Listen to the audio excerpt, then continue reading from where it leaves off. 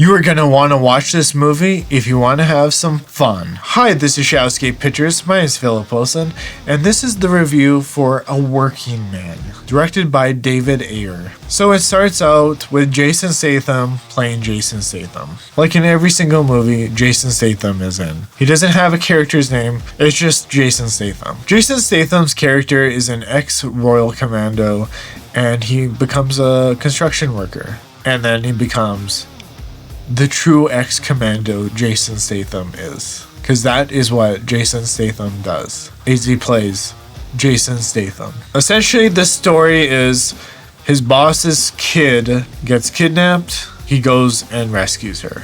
That is the base premise of the story. Honestly, this movie sets up a pretty decent story, and I do think if you like The Beekeeper, you probably will be entertained by this one as well. If you didn't like The Beekeeper, do not watch this movie, because you probably won't like this one. Jason Statham's character finds out that the Russians are in on it, and it's always the goddamn Russians. It always seems to be the Russians are always the bad guys in every single movie, especially from North America. The two actors that kidnapped the girl were just not great actors at all. The one was very masculine and she had a bunch of tattoos.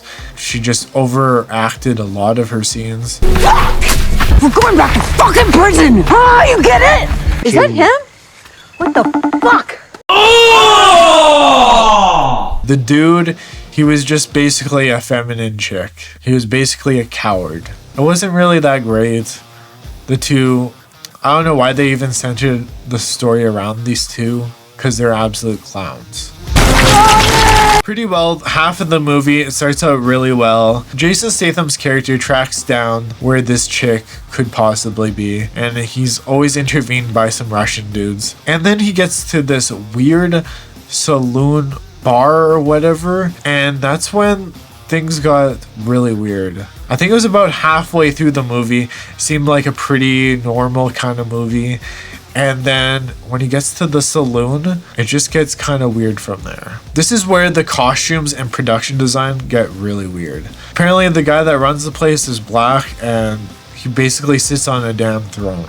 Like, what is this? Where was this the entire rest of the movie? The first half of the movie was essentially more of like a crime kind of comedy vibe to it. Pretty straightforward, a little bit more realistic. And then it got to this scene and it became more unrealistic. Like, homie is sitting on a damn throne. Why are you sitting on a damn throne? What is so goddamn special about you? It just seems weird that it's out in the country. It's run by a black guy.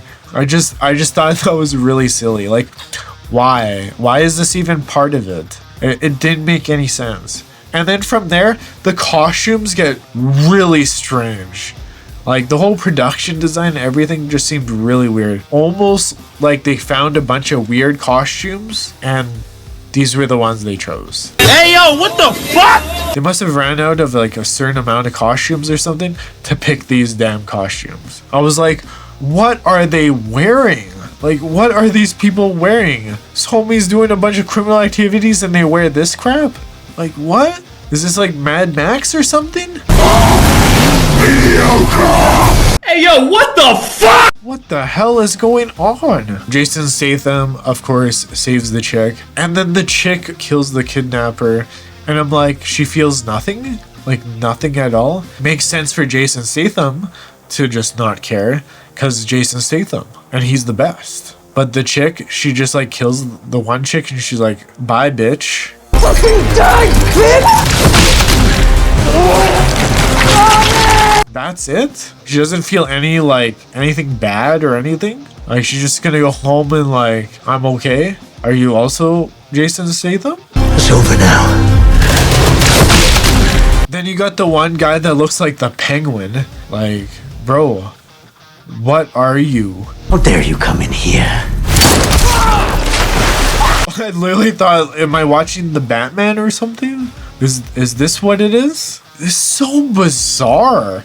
Such a weird and interesting production design, costume designs. Like, what were these? Forgotten costumes? And David Ayer's like, yeah, I think these would be a great idea. Like, what? What is this? Starting out to be such a great film, like, or a pretty good film, and then it just like got so strange. As soon as it hit the saloon part, it got strange, like very weird. The whole end battle was just like also strange. It just felt like David Ayer was inspired by Smoking Aces or something. Like, just, huh? Just a lot of choices were really confusing and weird. I didn't really get it, honestly. The whole movie's like pretty well entertaining, but the choices made on the production design and costumes was just strange. And then you got a penguin looking motherfucker. I mean, just bizarre on so many levels. Entertaining, but forgettable as well. I won't be watching that movie anytime in the future at all. Damn! I think that's gonna join the 2025 of the most unmemorable films of the year, because what was this movie?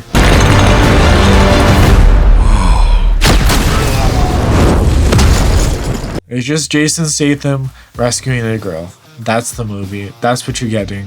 You're getting Jason Statham doing Jason Statham things, and Jason Statham playing Jason Statham. Overall, this movie's like a 5 out of 10 at best. That is one big pile of shit. The Beekeeper is a much better film overall, and it was highly entertaining over this film. I do recommend The Beekeeper a lot more, because I actually had a lot more fun with that. But this movie is like a 5 out of 10. I'm actually glad I skipped the theater for this, because I would have been really disappointed. I don't know what Hollywood is doing at all with their films, but they seem to be just like screwing them up purposely. It's just very strange and very weird. It's sad that it's going to be joining 2025's most unmemorable films of the year. That's just how these films have been going.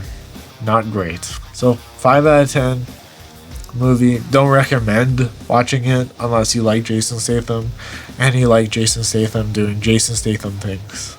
Then I would recommend it. Does Hollywood like making shit films all the time? Do they not see that they're making shit films? Because this was not good at all. No wonder people don't want to see movies in theaters anymore. You just get mediocre crap every single time. There's my review of AWorkingMan. 5 out of 10 at best.